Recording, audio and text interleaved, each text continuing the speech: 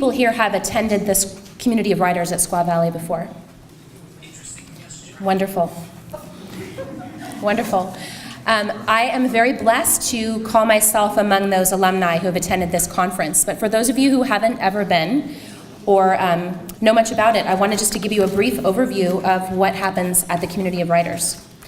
For almost 50 years, this is the 48th summer, so we really have to do something special for 50 years, don't you think? We must. Yeah. Almost 50 years, this organization, the Community of Writers at Squaw Valley, has brought together poets and prose writers for weeks of workshops, individual conferences, lectures, panels, readings, and discussions of the craft and business of writing. So for me, I was a 21-year-old college student, not really sure if I should pursue writing or not. And I'm gonna start crying. Didn't expect that. I went to this, first of all, I was thrilled to be accepted to this place because you have to apply and you send samples of your writing.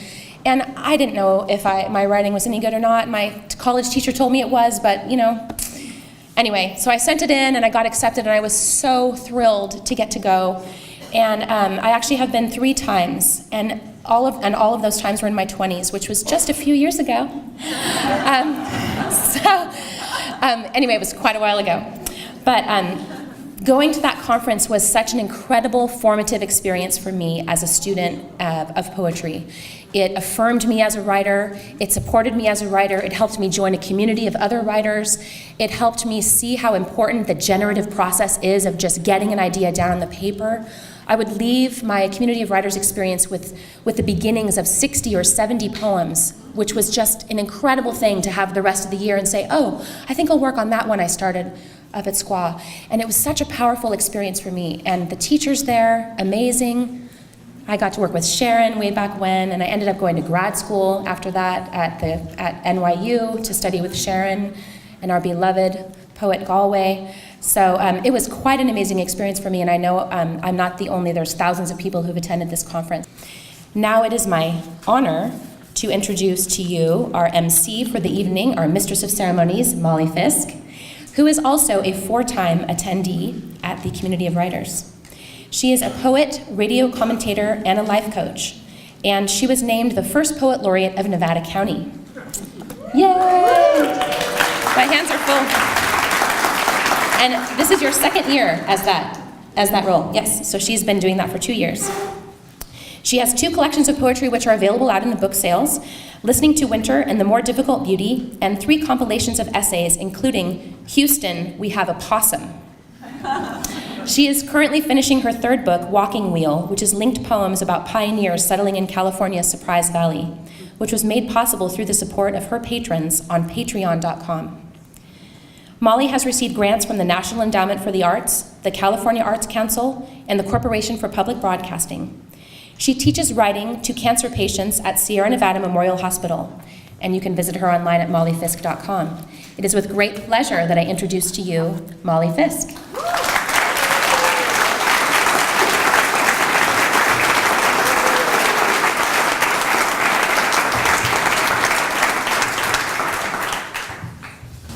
I'm too preoccupied with the chord to do what Pavarotti used to do when people clapped, which was to open his arm.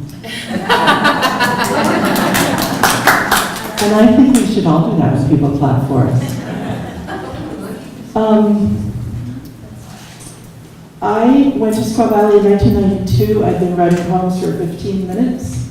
I went as a scholarship person and then sort of teaching 20 minutes after that, because that's how I live. I met my writing group, Dan Bellin and Forrest Hamer. We worked together monthly for 12 years until we could say what the other people would say about our poems in our sleep, and stopped meeting so often. And now we just get together for poetry gossip every 6 months. And I won't tell you what any of it is either. And then the next time I went, I met someone who had extremely bad teeth. And I thought he was actually a homeless person who was hanging around the conference. But it turned out he was the brother of the people who were running the conference and the son of the people who had started the conference, and I fell in love with him, which was sort of strange because of his teeth. And I moved to Nevada City in order to marry him. I say I was a mail order bride. But we never actually got married, and he did get his teeth fixed, which was not my instigation, but it was lovely. He died on the day before Valentine's Day, 2011. And his mother just died a couple of weeks ago, Barbara Hall. And I was sad that she died, but she was in her 90s, and that's a pretty good run. And I kept hoping that somewhere out there there's a mechanism that lets people meet the people they loved who went first. I'm a lapsed Unitarian, so I really don't have any reasonable background for this, but I hope there's something going on that I don't know about that makes that work out. Because I know Barbara would like to see Oakley, her husband of many years, and Oakley the third, her son, whom I loved. And it's a wonderful, I was thinking about this, I haven't been married, but I've had 7 mothers-in-love. And Barbara was by far my favorite. They were all kind of sharks. Barbara was also a shark. But she was wonderful. She was a wonderful shark. So that's my story. I've been told I'm supposed to read a couple poems, and I will do that. And then I like to introduce people through their work instead of through their accolades and accomplishments, which we can always find online or in the programs that you have in your lives. So if you need to know more about these fabulous poets, there's lots of information for you. And I'm just going to read a couple lines by each of them as their introduction. My introduction already happened. This is very awkward, but I fucked up my knee, so I can't leap onto the podium back and forth to introduce people.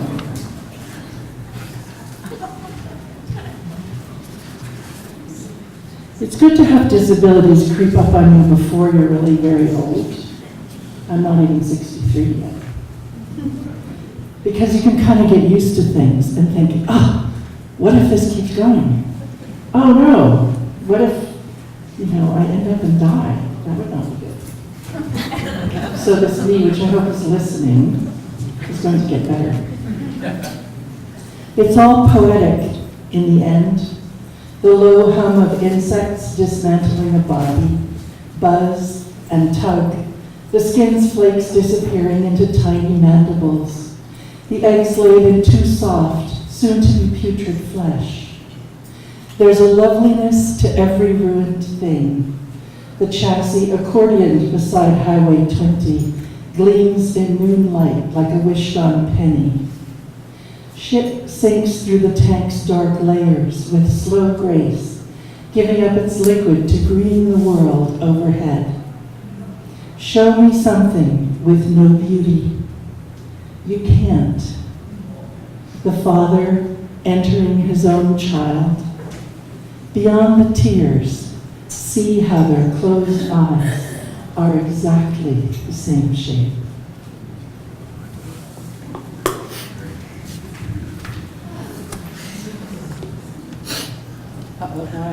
Now my nose is running. If it's blood, somebody wave their hand.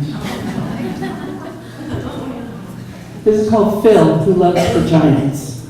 And it's for our friend, our local friend and painting teacher, Phil Brown. He died in August last year. Phil, who loved the Giants. The bra I took off at 4:45 through the sleeve of my dress and put down somewhere, I find on my grandmother's hutch in the kitchen, incongruous, surrounded by jars of jam, yellow plum, blackberry merlot, and a half-finished painting of peonies that don't resemble peonies, more like an enormous hydrangea. I've learned it's very hard to see what you're actually seeing, much less to reproduce it. My paints are asleep in their wheeled cart, 4 canvases gessoed and ready for me to take up a brush, but I haven't. Oh well. Now the sky is almost completely devoid of color, just the last pale grayish peach as sunset slides into home plate for the night, almost the color of this once ecru but washed too often underwire I'm dropping into the trash so I don't turn into my mother, whose underwear got replaced only when it fell off her. Perhaps I shouldn't have mentioned that, but it's a sorry world that revolves on an axis of secrets. I say, spit them out. And for me, who lives for color, that dingy thing had become kind of a nightmare. I used a baseball analogy there in honor of my painting teacher, Phil, who loved the Giants. I'm a Red Sox fan myself. Phil would have said that I could turn one hydrangea back into 7 peonies if I felt like trying in under an hour. He was smart that way, knew who to console and who to respond to a dare. Yesterday, he died. If I could paint him back into life and health, I'd do it. More alizarin crimson in the flesh tones of his face, instead of cadmium yellow. We spent a lot of time on flesh, a lot of time on water, the Yuba River's myriad blues, ochre and viridian, granite, shade and sunlight. He told me once to go outside and watch the clouds instead of imagining them, so I did. Blew my mind. A storm was rolling in, green and gold, nearly black, 5 entirely different purples. He was like that. Try it, see for yourself. You have my permission to screw up, which I echo all the time to younger writers, and to the lined face in the mirror that is not my mother's, the one that doesn't need more crimson yet. Please, go wild and make a mess. You will learn so much that's valuable.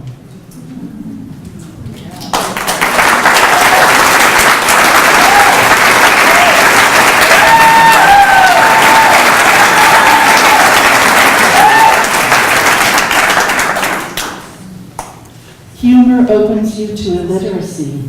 Thirst makes clear the starving pattern. The thick night is so quiet. The spinning spider pauses. The angel stops whispering for a moment. Please welcome Kazim Ali.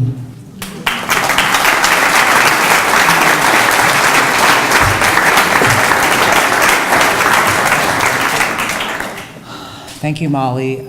Thank you, everyone, for being here.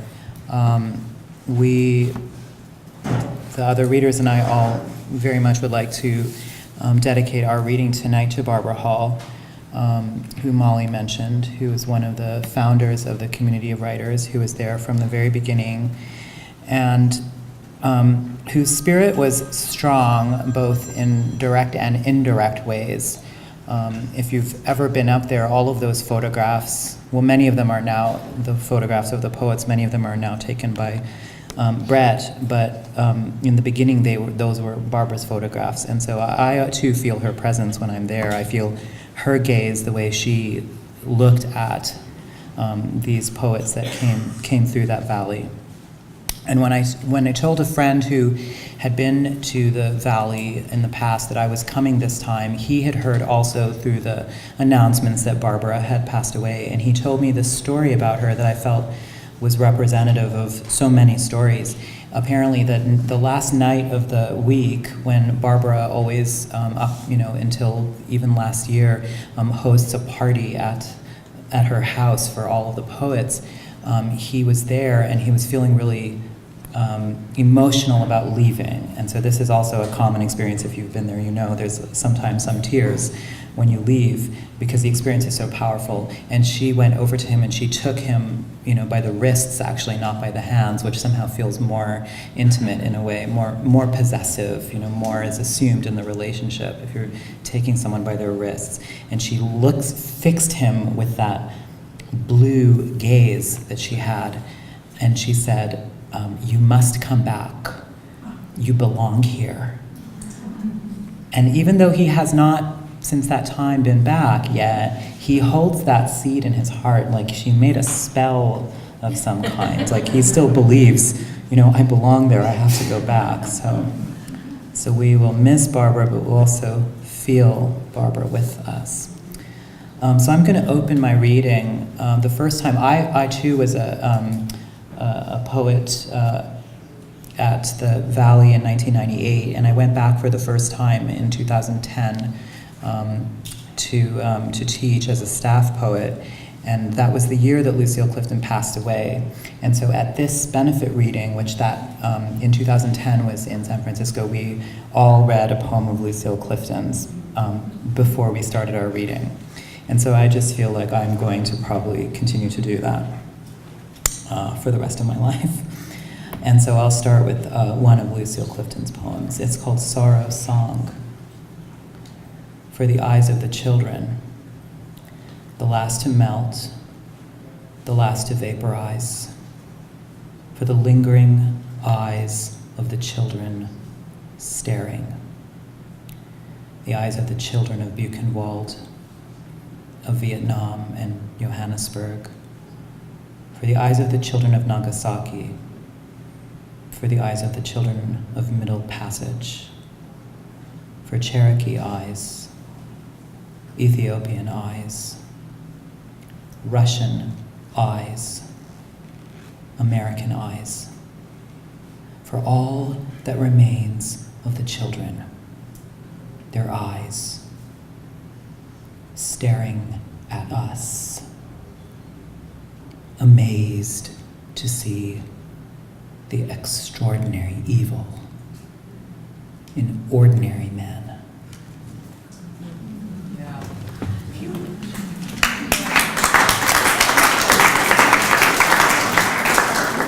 Thank you, Lucille Clifton. I think the difference between a child and an adult is that a child can imagine evil, and a child cannot. And that moment when a child learns what evil is and learns to imagine the capacity of evil is the end of childhood. This poem is called, I'm just going to read you one poem, in fact, and it's called America the Beautiful. And I did not know how to write this poem until I read Robert Haas's poem, Bush's War. And so it may be, if you are familiar with that poem, you may detect the opening gesture of this poem and the closing gesture of it follow it. America the Beautiful. I open into a space of unknowing flickers, frightened by the evidence and unwilling to release an old and instinctual clench in my gut. I open a new document and type Trump's America to see if that will make reality more real. Help me see into the future. Well, what if I wrote something ordinary instead? Some old story that had nothing to do with gold star mothers shamed or children separated from their parents. How about this? Hyderabad, India, is a southern city, though it doesn't feel like one on account of its Urdu heritage, and situated right on top of what used to be a mountain range 70 or 80 million years ago. To the east, the hills ruckle gently the subcontinent on their way to the Bay of Bengal, and to the south and west, the borders break and shatter into parched plains. Beyond the lake called Hussain Sagar, in a house in Mashirabad, the hometown of my mother's family, I have locked myself into a bedroom. My uncle has just explained to me that what I have is not a mental disorder after all, but a spiritual conflict, that the devil has entered my heart and made me a criminal. And that I let him is for further proof of immoral deficiency. My aunt hovers in the kitchen during the lecture, wringing her hands, hoping it all turns out for the best. And when he is finished, she brings me a glass of warm milk and almond meal flavored with saffron and rose water. Did you have a nice talk? She asks me, her voice trembling a little bit. They leave me there in the apartment, fashionably furnished in a modernist style, offering to deadbolt and padlock the door behind them for my safety. And though I refuse, I bolt myself into my room anyhow and stay up all night. My uncle asked me how I, raised as a Muslim, could turn my back on a whole lifetime of teaching, while my cousin's wife, Alicia, raised in rural Wisconsin as a Christian, somehow found her way to Islam. He kept telling me in our conversation that Alicia was a real Muslim, and unlike many in my own generation of our family, Alicia covers her hair, she makes 5 daily prayers, and she found a way to follow. Unlike most converts I know, Alicia did not change her name. Alicia, it means noble or truthful, depending on who you ask. What is truth anyhow? Is the truth my body tells itself enough for me to know it, or must I be taught out of some book written in a language I never knew? And all through the night, I fastened myself to lonely stars in the glowing screen in order to still the seismic shock of Hyderabad. My body was not the only one that was failing. I saw that same night a note from Alicia that my cousin Shabar had been diagnosed with advanced cancer. On the surface of Hussein Sagar, nightbirds scream. My body has never belonged in this world. God and I were secret lovers, hiding in the closet from my friends and his, and when he put his tongue in my mouth, my body came alive as a beast, an animal, the wild creatures that roam the night of my imagination. And it's true. I learned the religion of my parents, not just by heart, but by rote, repeating verses, casting their vowels deep into my throat, pasting the consonants to the roof of my mouth. Arabic changed the muscles of my breath and made poetry possible. So how then did my favorite imam become not Imam Kazim, for whom I was named, and at whose shrine 1,000 people died during Bush's war when the bridge they were on collapsed, but instead Imam Raza, the one who fled the Arab world, fled into Persia to save himself and his family, fled from the government that sought to write him down criminal and pull his body into the earth. He made for India, but delayed overlong in the mountains of Qum, where the snow casts its melody in ivory dust like the flutter of a bird's wings against paper, or the surgeon's light tool flickering through Shabar's body. It's a trick that history outside has nothing to do with history inside. A trick that God's words as believed by heathen others aren't also graven in fire in my own body. And though I turn in, tune out, the stiletto of the world spikes through. A young man in California has a bottle broken over his head. Hashtag Muslim bitch. Hashtag Trump 2016 is spray painted on the side of a mosque.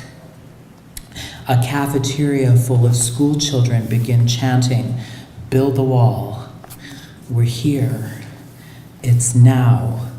A black man accused of selling cigarettes without a license on the street is strangled and killed. A group of white men who staged an armed occupation of government property are acquitted. But stop, those things happened before. So what has changed and what hasn't? In Hyderabad, on a hot summer night, the electric fan groaning overhead, I turned all the lights off and read in the dark the screen in front of me flickering with messages from Alicia. We held on to that tether all night long, through 10 and a half hours apart. It was me who spent all night sleepless talking with Alicia about illness, about recovery, about how bodies fail, about what prayer was really worth, and Alicia who gave up work for the day to lie on the couch, laptop on her stomach, writing to me about God, who he loves, and how no one gets to choose that or explain it, about what faith does and doesn't mean, about who does their prayers and at what time during the day and what form do they take. So today, a long time after Hyderabad, a long time after I thought I would feel safe in the world forever, and I did, until I didn't.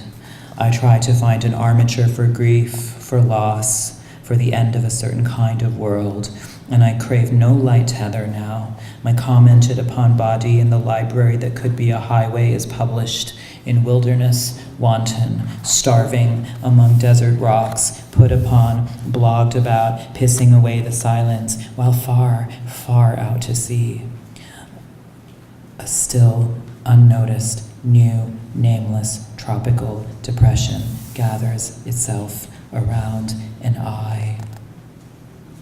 Bodies now being beaten and killed. This tin emptiness now turned back, and what is this rage?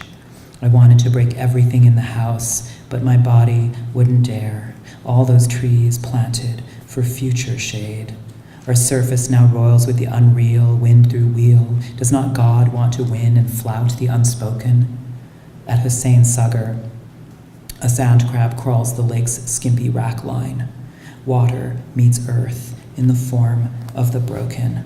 In Hyderabad, in the night, I reached out across the wires to any friend, while outside loomed the dark rocks which broke apart millions of years ago and ended the reign of dinosaurs on Earth. In the end, my uncle never brought up our conversation again, just tried to be friendly as if it never happened. Shabar lived. And I started to see that Alicia was like me, an outrider. She chose a new faith, but she kept her own name. Her middle name she changed to Nasim, meaning the morning breeze, and her last name is Razvi now. It means from the family of Raza. Do you remember him? The Imam who wandered far from everything he knew, looking for home.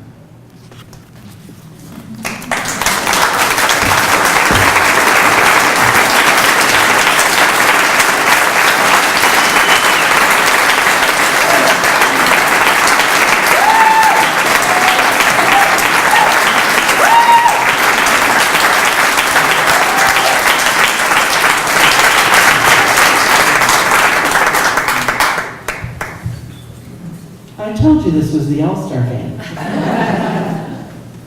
Is it folklore, the assumption that a man will choose a lover over his children, and that a mother, her children over her lover?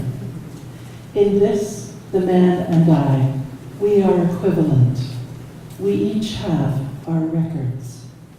Please welcome Monica de la Torre.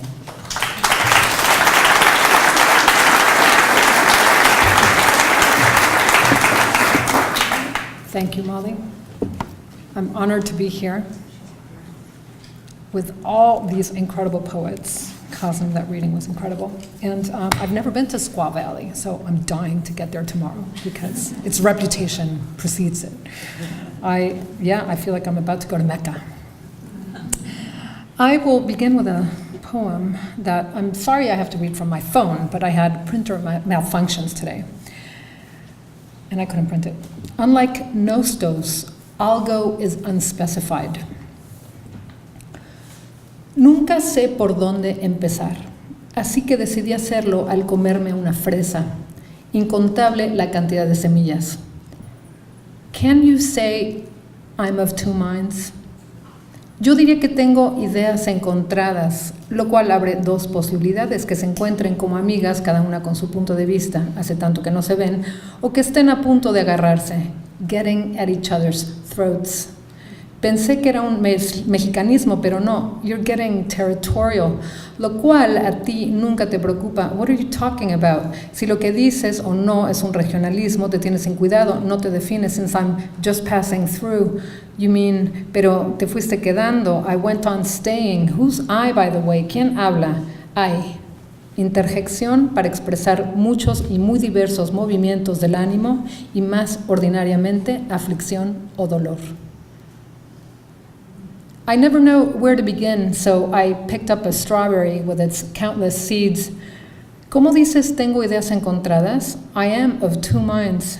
Como si en tu cerebro se alojaran dos mentes, or your skull had a Siamese twin. Lo cual te haría excepcional, but it's a set phrase, the language figurative or formulaic. It's referent, a common affliction. Me hiciste pensar en referees. Who plays arbiter in this It's up for grabs. Volvemos a los agarrones. Don't get ahead of yourself. Volvemos a las cabezas. Ahead, not a head. ¿Por qué no dices la verdad? Te pierdes en tus juegos de palabras. You interrupted me again. Up for grabs, to be for the taking, o sea, disponible. You misinterpret to get your point across. De ahí se desprende que algos del griego poco tiene que ver con algo del latín, which proves that algo, an indeterminate something from the Latin, is unrelated to algos, meaning pain from the Greek. The rest, there's no need to spell out.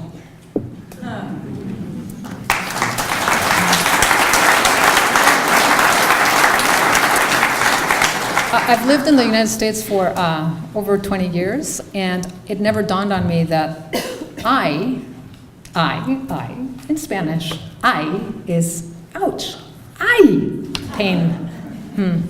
Interesting, right? Okay. The century of the self. A painful one. I will read now from my book, The Happy End, All Welcome, which is, all you need to know about it is that it's set in a job fair. And in this job fair, there is someone who is keeping track of certain things, and you will now very soon become aware of what that is and who is keeping track. View from an Aeron chair. A half view of greenery cut off by blinds. Pine cones hanging in pairs like testicles. Brain balls, someone once said at a pool. We were in it looking up at a guy getting out. This angle replicates that one, but the view is more animated, less peopled. The sky's change-ups are reminders that this will not drag on forever, despite the ergonomic ease afforded by the seat, first devised for geriatric care, then stripped down. It seemed rational. If the elderly spent their days in recliners, so could others. .comers say, properly incentivized. And at least there is no symbolic logic with eliminins and retinins. No lasting premises either. We will be priced out of any area. No sooner than the conclusion is accepted, as consequent and part and parcel of this universe of discourse, will come to realize the sense in having new places to leave. This is the chair's democracy, particularly this one with its form-fitting mesh, forsaking foam and padding, which cause overheating and cloud the sitter's judgment. It's recyclable, and that matters. Still, the office chair's revolution is an oxymoron.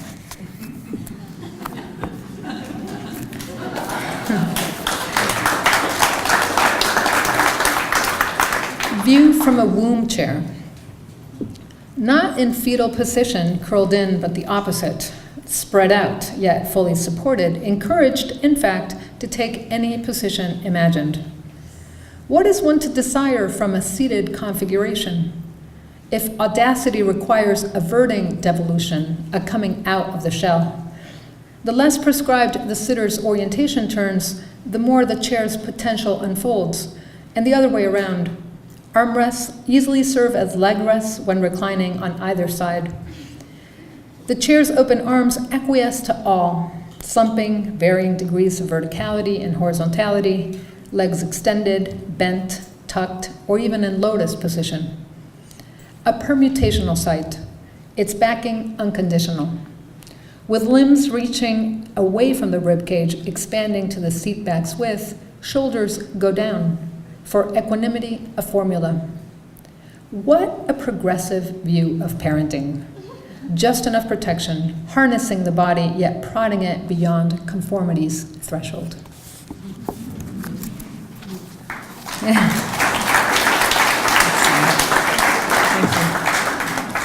View from a folding chair. Never decorative, it embodies a chair's provisional character. Utilitarian, never just there, called upon to serve. Communal, egalitarian, leveling its occupants, gathered for an occasion. Rarely will it hold the sitter captive. Its precariousness invites walkouts, even when the seat is secured by an admittance fee. Repositionable, it favors assorted geometries of attention. The frontal and single-focused, the shifting and radial. Irreverent, whether in an institutional setting or not, signaling reversible orders. Possibly carnivalesque, displaying an upside-down world, as in a projection of the high desert landscape in transit surrounding an old ice plant in the desert, requiring no other technology but a lens in a dark room, ironically inverted in this picture of a tiny fraction of the planet, with no search engine logo and copyright date camouflaged to appear like a wisp of a stratus cloud, is the electrical plant across the street, grids reversed, as is the soundtrack extemporaneously produced, by the cars and pickup trucks seen fleeting by, from east to west, though by the sound we know they're going west to east and vice versa. A projection within a projection. These are moving images to experience, but not keep. Unsung, stacked, piled against a wall, or hidden in closets, folding chairs will be counted on again since plastic palace people. They're both transience and ritual. Welcome into the fold. Who cares what the future brings?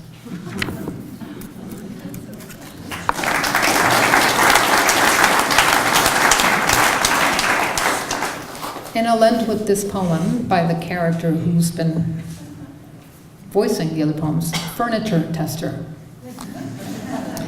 She goes around the floor jotting notes on the chairs she sits in. From each one, her outlook is somewhat different. The views gleaned from each are not in concert. She has an overall picture, but it's about to implode. Is this what people mean by creative disruption? She would like to devote herself to whatever best fits her skill set. If she stays put long enough, could she hope for an improved past, she wonders. Yet mostly her approach is a tourist, however much she applies herself. You don't always have to return the favor, she realizes. In general, she's not a verbalizer. She mainly hears herself listening to, or all too often, uttering malapropisms, sometimes eagerly. Given the vagueness of her records, has her experience been built into the design? Are the stimuli interior or exterior? She considers tinnitus as metaphor. Yet what she gets from sitting for hours on end is tendinitis in the hip. She goes on seeking comfort in uncomfortable chairs. Thank you.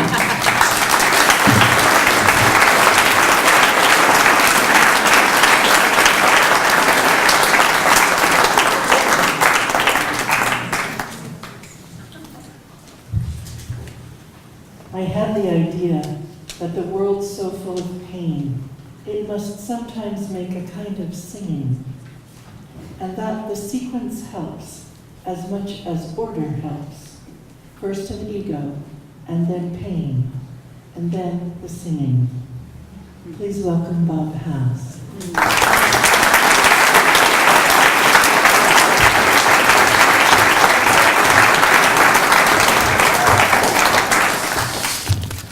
I need to thank Molly and Beth and my fellow poets and all of you for being here.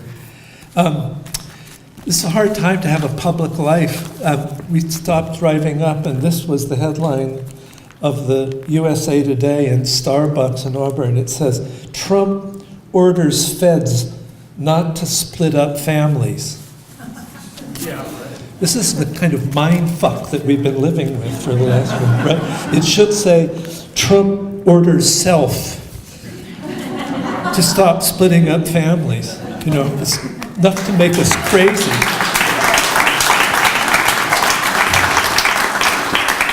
So this is a poem distantly related to that subject.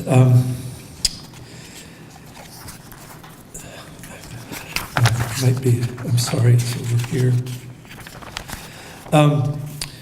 The point that this poem belabors is that there are natural communities. You don't need walls to mark them off, and that you can tell when you're in one when the bird sound changes.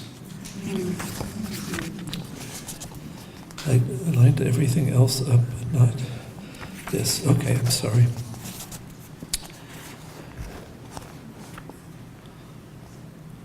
Oh, you know what? It's not in this book. can bring it.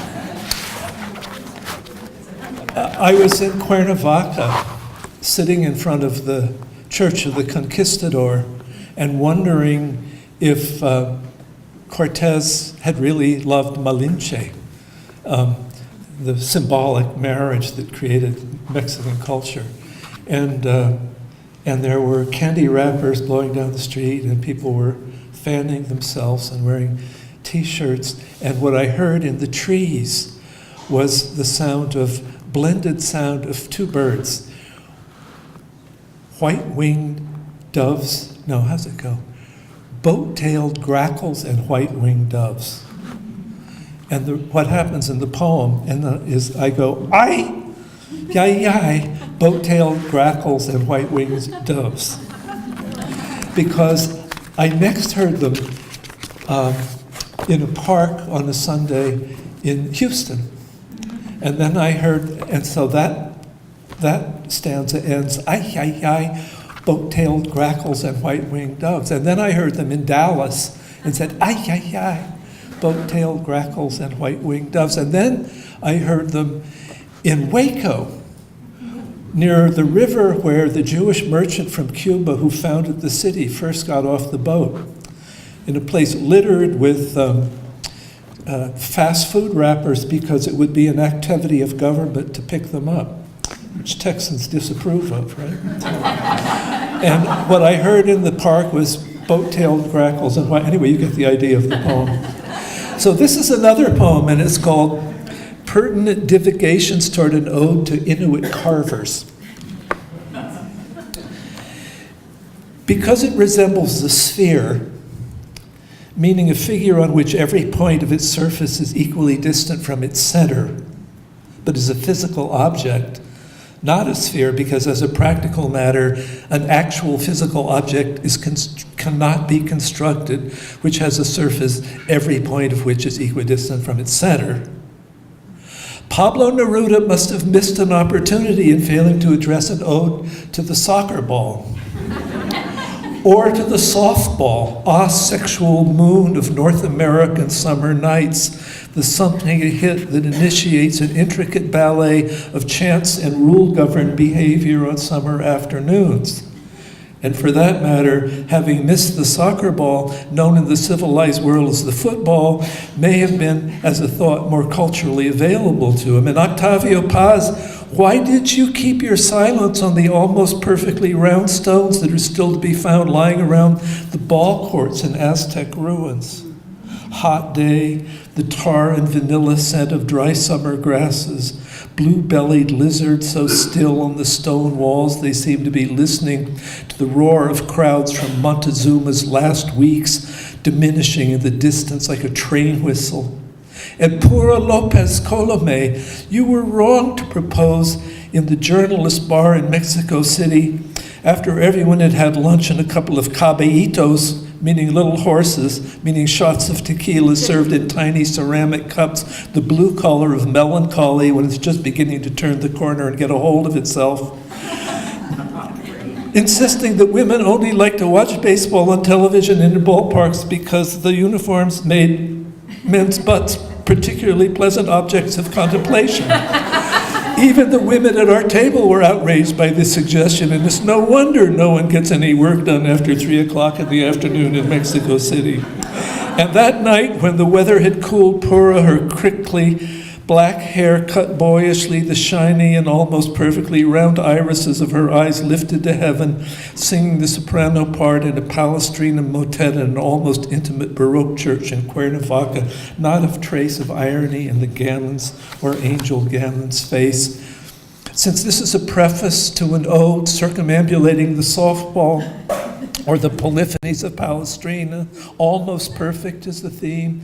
If Plato could have had his say, if the earth were a sphere instead of almost a sphere, there would probably not be a wobble in its rotation and hence no ice ages. And how would you have got through the interminable afternoons in 4th grade if there were no pictures of woolly mammoths and saber-toothed tigers as pleasant objects of contemplation in geography books? And while we are on the subject, have you noticed that there are never any pictures of ice age dinosaurs? That there is a profoundly tropicality-centric representation of their earthly domain in the textbooks? Ice Age reptiles.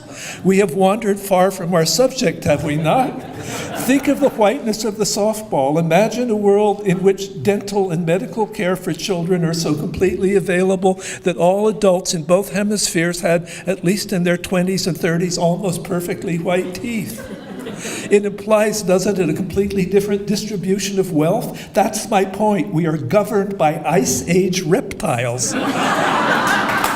It implies, doesn't it, a completely different distribution of wealth. What if the cycle of oil wars were over, and the undistribution of automatic weapons had commenced, and the wars of distributive vengeance withered away, and the insurrections against grasping dictatorial power rendered irrelevant? Everyone would be playing or watching softball. It's only a pop-up, an almost perfectly white day moon of an almost perfectly spherical softball looping through the blue summer air as if it were some sublimely graceful Ice Age sea creature riding the ocean of the air, and she's underneath it looking up, almost as if she were singing a Palestrina motet, the one in which the angel tells the young woman she is full of grace. The whole spectatorial world has assembled, leaning forward, sipping beer or not, sipping an as yet uninvented ginger and anise-flavored beverage concoction that our endlessly inventive kind has not yet devised, but with pleasant and familiar fizziness imparted to the nostrils. No one knows yet whether she'll catch it or not. She doesn't know. But this is a poem in praise of imperfection, freedom from fear, freedom from violence, and smiles the almost white of the new tusks of an unmolested walrus pup. This is a poem to old Eskimos and the tools they fashioned to fashion dolphins leaping from the lovely, pale amber, formerly white of old ivory. Thank you.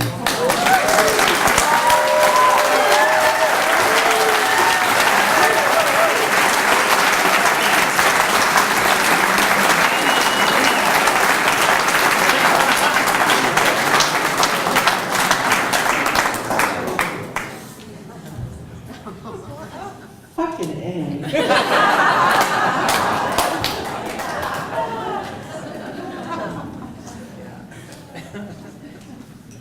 Was it all one sentence? What she came into this world with a mew and cry, she gave us. In her red sweater and her red hair and her raw, melodious Virginia crackle, she emptied herself fully out into her songs and our song-making. We would not have made our songs without her. Please welcome Sharon Olds.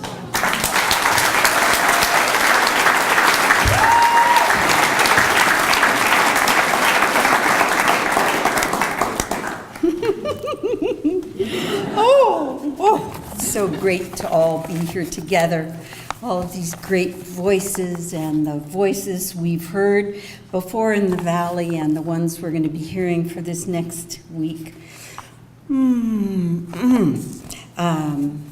Yes, I tried to write a poem for Barbara Hall, which I'll keep trying, up in the Valley, and one of the people whom I was thinking of was Ruth Stone, who was that very red-sweatered poet in that poem. Women of perhaps my own mother's generation who were inspiring to me and who were daring and making things. So I'm going to read four poems. This is just my tremor. Those who know me know it's just a harmless tremor I have. I am excited to be here, though. That's also true. Okay, 10 minutes. That's 4 poems. For you. In the morning, when I'm pouring the hot milk into the coffee, I put the side of my face near the convex pitcher to watch the last round drop from the spout, and it feels like being cheek to cheek with a baby. Sometimes the orb pops back up, a ball of cream balanced on a whale's watery exhale. Then I gather my tools, the cherry sounding board tray that will rest on my lap, the phone, the bird book to look up the purple martin. I repeat them as I seek them so as not to forget. Tray, phone, martin, tray, cell phone, purple, Martin, Trayvon Martin. Song was invented for you. All art was made for you. Painting, writing was yours. Our youngest, our most precious, to remind us to shield you. All was yours. All that is left on earth with your body was for you.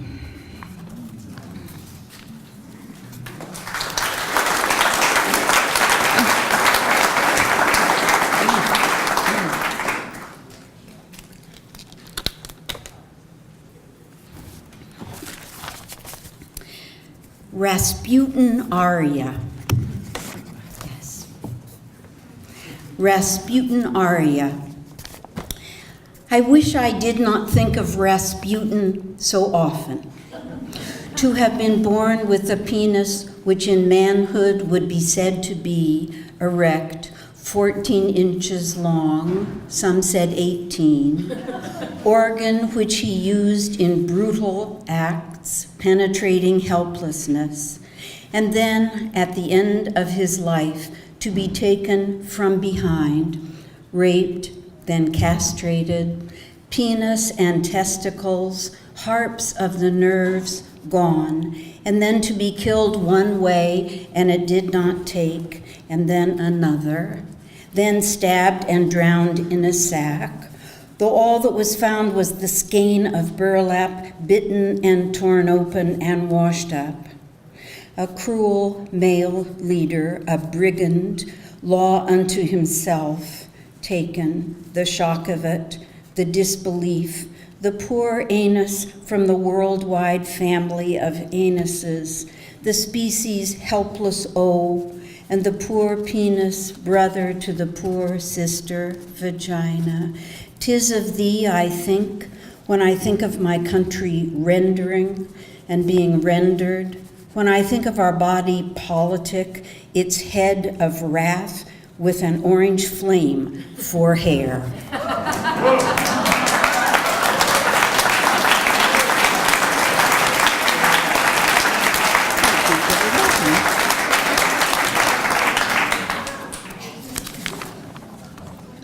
Yes. Okay, and two elegies.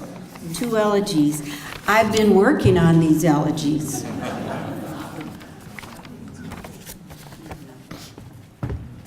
Elegy past the last elegy.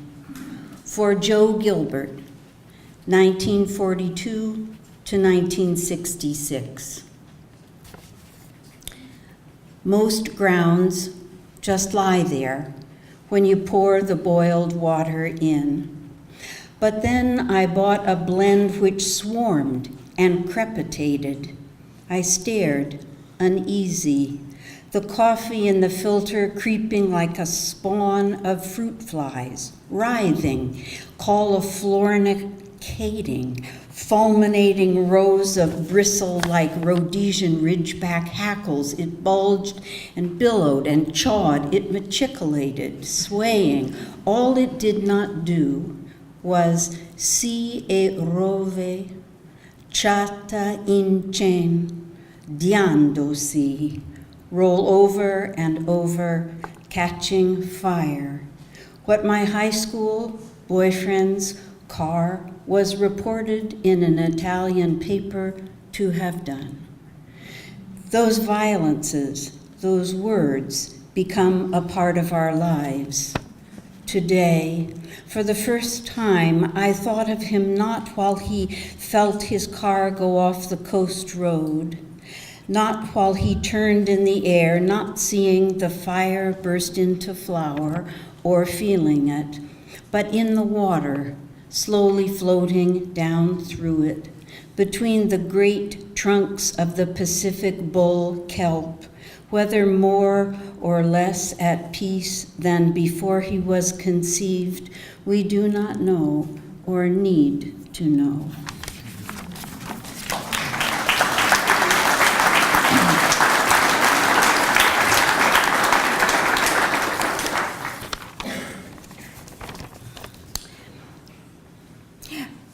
One can tell that when I begin to bring in not poems from books, it's like getting up for the first time without ode to the clitoris or ode to the penis to protect me, right? But just bringing in some new homemade poems that I seem to write while I'm making coffee. This poem will show that as well.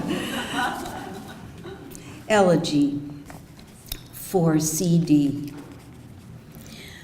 First, the pestling of dirt through a strainer, or maybe this is flower planting, actually. I can't remember. I worked on it, but I can't remember. First, the pestling of dirt through a strainer, then a teaspoon of its fine grains in with the stub of the cut rose stem sprouting new leaves, then watching the loam writhe as it wettens. Then looking out the window, down at the green crowns of the oaks, and a milkweed dandelion seed mass floats quickly along, and a mourning dove throws itself rapidly past it like a passenger pigeon in a battle. Then the mastodon sanitation truck, a street south, backs to the curb, and two guys with casual, erotic male grace dismount and toss black plastic bags and a window in its frame and half a chair into the maw of the compactor in back. One is older, the teacher. Neither loses limb or member nor hand nor finger to the grinder. Thank you for your service. I think I'd be good as a helper. I love to learn. I loved to learn from you, Carolyn. Well, I may have learned nothing, unable to know what you know, unable to understand as if from within, integrity. I loved to see you and hear you, the truths that just by your nature welled and plashed. This morning, I'm lying beside your book, a fountain merely perpetual now. Oh, Carolyn, it's shine in sunlight and moonlight. I hide my eyes, the two of you coruscating within and without each other by starlight.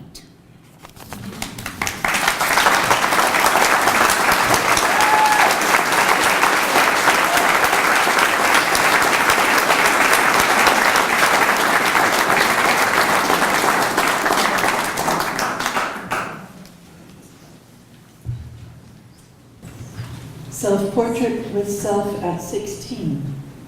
Self-portrait with shit kickers, with pimp huggers, with crimson silk, with wild mushroom risotto and a glass of Malbec.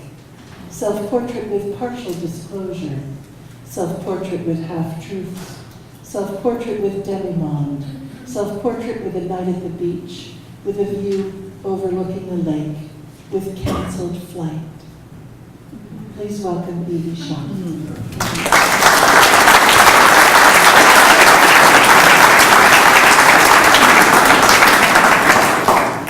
Thank you, Molly. Thank you, Bob. And all of my dear colleagues and all of you poets who I will and will not see this week. All right. I am just going to read a few poems, some from my book and some new. And I'll begin with That's a Rap, sheet music for Alphabet Street. Those of you who know Prince will hear him at the end. If I sing the blues, would that be new or new? Would booze follow blues? Would blood follow bud, flower flow, sang-froid, cold-blooded, hot-blooded, male? If I sang frigid, would that be cool? Jazzy, jizz, buzz, the word. Do I have the right to write the body? The right body to remain silent? Habeas corpus, to have the remains dans mes mains, my main man, handyman, unhand me, uncuff me, so I can speak in my signifying language. Signs, wonders, miracles, temptations, 3 or 4 tops, hip-hops, micro brouhahas, address them and drop the mic. Ain't nothing new, son, about us being under the gun. Checked in the black box, never a dull minute. Oh, pin it, mighty muse, flighty music. Put delight letters together. Take it away.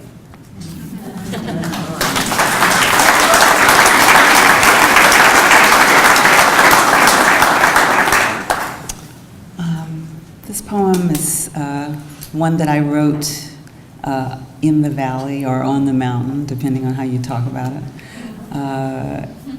It was interesting hearing Brenda Hillman, who is often with us, talk about lichen and a craft talk about simile.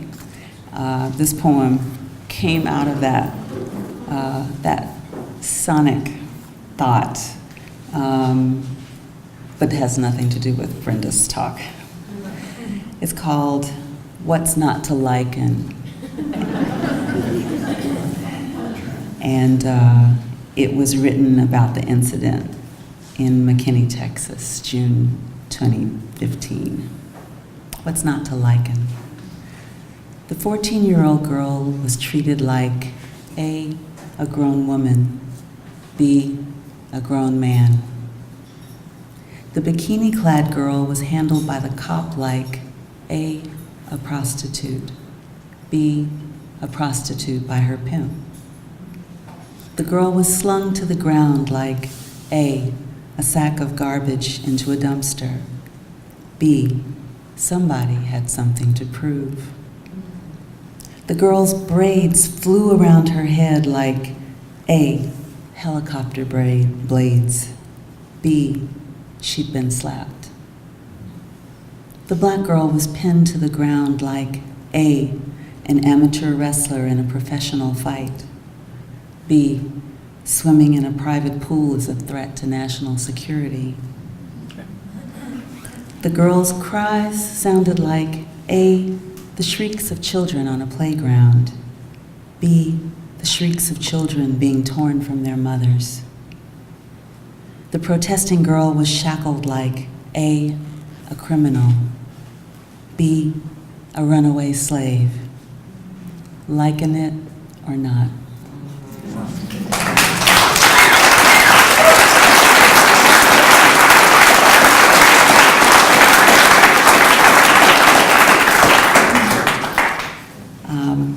There's a section in this book called The Topsy Suite, and those of you who've read Uncle Tom's Cabin will perhaps recognize the reference to one of her figures, a young black girl who was meant to be a foil for little Eva, the blonde, ringleted daughter of the good slave owner. Topsy lingers in our national or linguistic consciousness in another way, and this is a poem about that. It's called Studies in Antebellum Literature, or Topsy-Turvy. 19th century novels paint quite the chromatic picture of America. Take The White Whale, say, or The Scarlet Letter. But they aren't all tarred with the same brush. For comic contrast, some give us black humor, national relief projected onto one dark little head, in turn projecting in all directions a local color. Antebellum lit still tinges tongues with shady tints.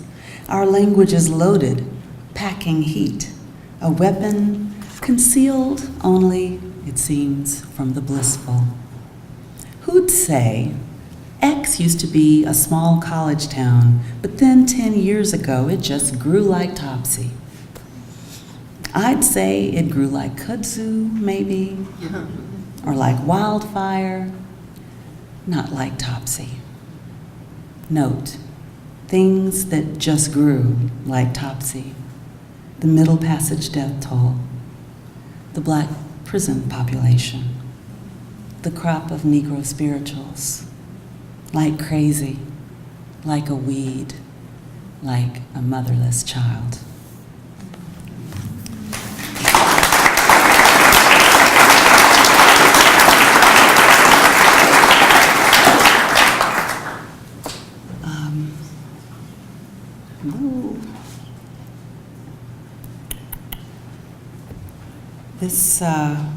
This next poem was written, this might be my last. What time did I step up here? Gosh, maybe my last poem. Was written last spring after a visit to the south of France, when my partner and I were planning a decadent and restful vacation that led to a 2-hour detour that turned into a full day in a museum called Site Mémorial du Camp d'Emile, which was a World War II detention center. Les Milles. There is no poem unless we can find the courage to speak.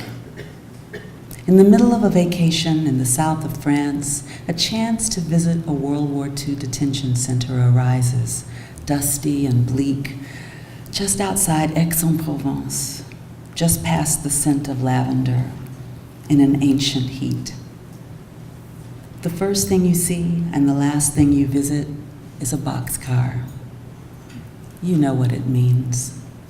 It takes the same toll on the breath, the pulse, as the rusted shackles displayed in another damned museum. There are histories of torture preserved all around us, formally, officially, with placards and institutional funding, casually, quietly, unavoidably, in the quality of a glance, the poverty of an existence, the demographics of a mall, a church, a prison. In a former tile factory, we learn again how anything can be misused, how anyone can be abused. The kiln is not a dormitory until it is. Here, there, slept people who were too Jewish to be German, too German to be French, too despised and feared to be defended, even by those who feared we might soon be despised. If I now say Palestine, have I forgotten Auschwitz? If I say settlements, have I now forgotten camps? If I don't say Palestine, have I forgotten Elmina, Selma, Cape Town, Haiti? Must every place name on earth be a shorthand for violence on a map of grief? Orlando, Charleston, Wounded Knee, Sharpeville, Gettysburg, Tiananmen Square, Gaza, Katyn, Plaza de Mayo, Soweto, Dominican Republic, Hiroshima, Srebrenica, Rwanda, Cambodia, Ankara, Adana, Odessa, Nanking. Yesterday and yesterday's yesterday, the planet pushing up sycamores and lavender, rice and plantains, fertilized with lead and blood, with rain from poisonous clouds and the dust that becomes of the dead. Adam, whose name means clay, was not baked in a kiln. Eve's name means life, implies the day that follows. Will tomorrow be a place we can name after something that grows? What is the proper use of a wall? There are so many histories buried in the space and silence around, within these words. These lines make a poor but portable museum, a set of sketches, palimpsests, faint and painfully incomplete, that map the territory of the human, with arrows pointing in every direction, some leading from you, some leading to you. There is no poem unless you, we, can find the courage to hear. Thanks.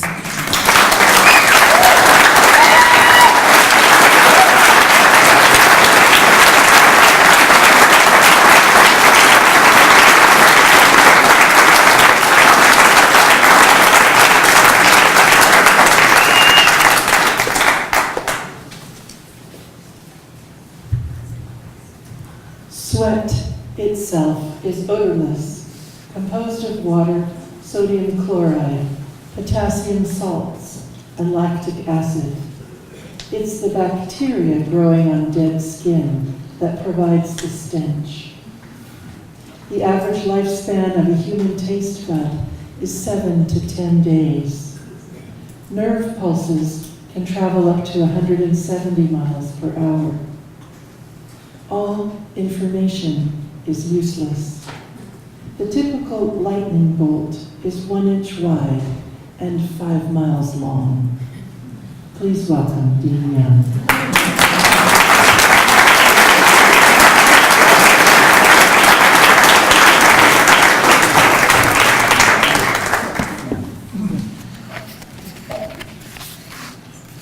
Nothing like trivia.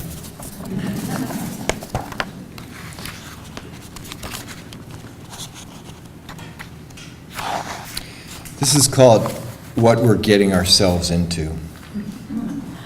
David moves his mouse closer to the rocket. Sky throws up on the stone lions. Nick turns the score upside down and plays it that way, rubato, smaller pieces rising into the fire to vanish like metaphors. No better time than now to read Lorca. One idea is to open a door by pressing your forehead against a piece of paper. I brought my own wire and opiates. Another is to paint a giant elemental, too bitter to eat, fruit-bearing question in your mind and stare at the sea until the sea becomes your mind, which will feel hyper-hygienic. Go ahead. Spend years in a steel cage counting syllables, every evening trying to pick the lock with a duck feather, but it's not a competition. I knew a guy who had some sort of castle connection, but it's silly to expect glaciers to share. For me, it's the backyard, maybe a graveyard, or sitting in an old broken rowboat in a meadow until the silvery spear of Apollo pierces the left ear, producing offbeat ectoplasmic squawks it's my job to translate. Of course it hurts.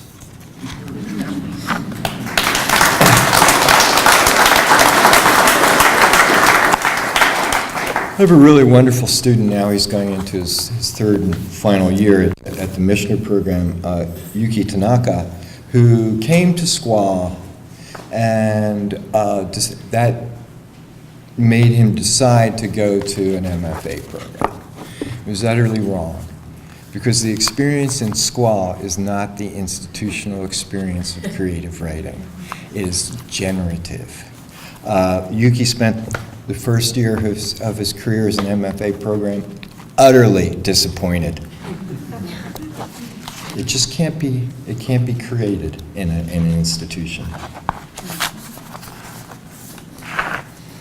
You know, we're used to being around people, people having being around people having anxiety about all kinds of things all the time, right? If you didn't wake up screaming, you probably didn't wake up. But the cool thing about Squaw is you're surrounded with people and they're all full of anxiety, but they're full of anxiety about writing a poem.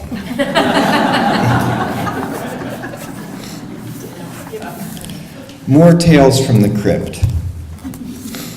Despite its supposed jeweled movement and rocket mechanism, my new heart's no more accurate. Bowstring still snapped, kitten just as frazzled. They wouldn't let me keep my old heart because it was sliced out and burnt, so I wasn't able to take a bite like any warrior would his enemies to become a greater warrior. Nope.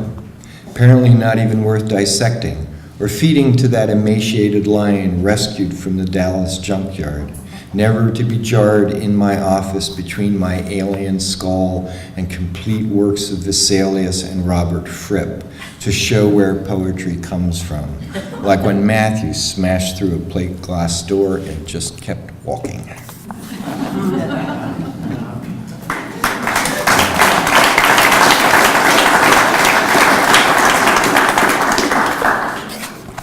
Fade out. The flashlight my sister swept across the heavens got no response either.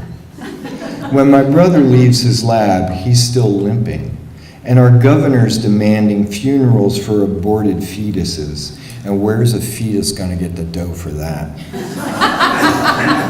Yes, there are dark shapes in the doorways, can't be helped. Today, I found a chunk of amethyst with a face inside you could tell was willing to wait another 1,000,000 years for its scream to come out. So let that be a lesson. Ditto the same cuckoo that followed Tamaj from China tries to follow me but gets slapped back for trying to grope the moon, and don't I just don't. Maybe Jay's right that it all comes down to one untranslatable fragment of Parmenides. Like when a dead child is covered with petals, or a goat receives a garland of bells. It's a thin red thread that holds the body to the soul. Visibility is a disguise. Thank you.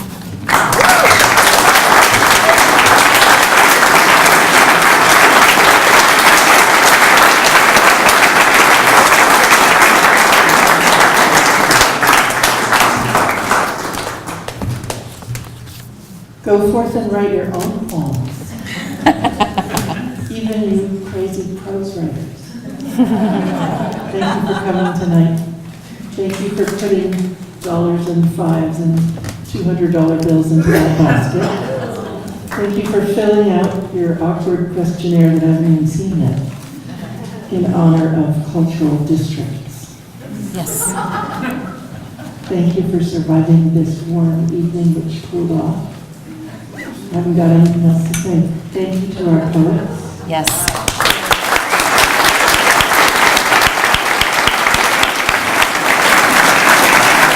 And thank you to our Mistress of Ceremonies, Molly Fisk.